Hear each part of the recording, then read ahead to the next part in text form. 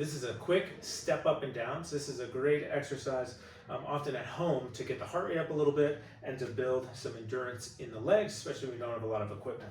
So I have a standard height step here. Technique is pretty simple. I'm gonna step up and back down. And I'm gonna try and get some rhythm and some speed going as I'm coming up and down. And then I usually do these for time.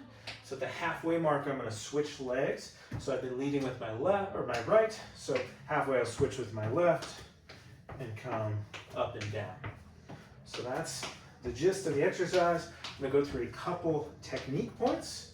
Before I do that, just note, typically we'll do this for time and we wanna try to get a burn in the legs a bit, as well as a little bit out of breath.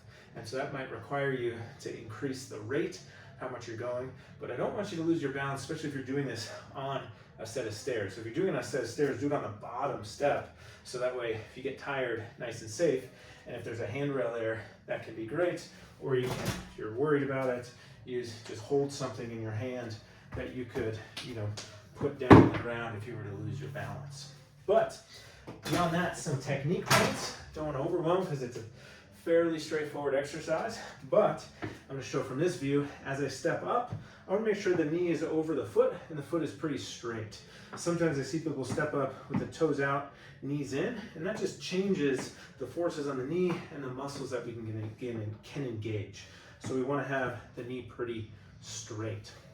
Then, as we step up, I want to make sure I come to our full height. So even though I'm trying to go quick, I don't want to short the motion.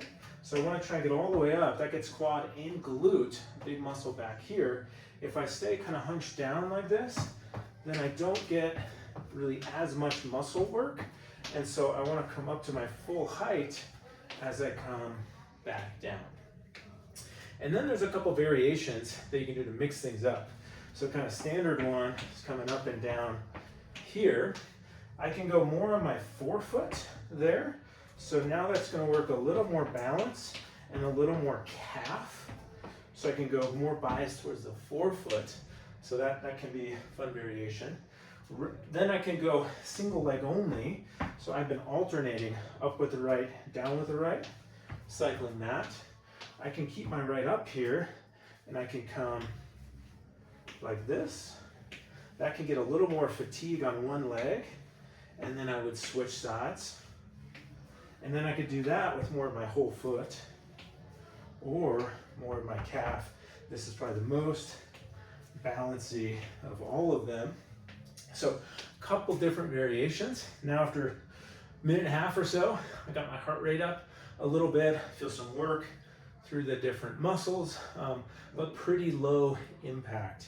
If you feel anything, discomfort or pain in the front of your knee, just make sure as you go up, you might get more of your foot on there.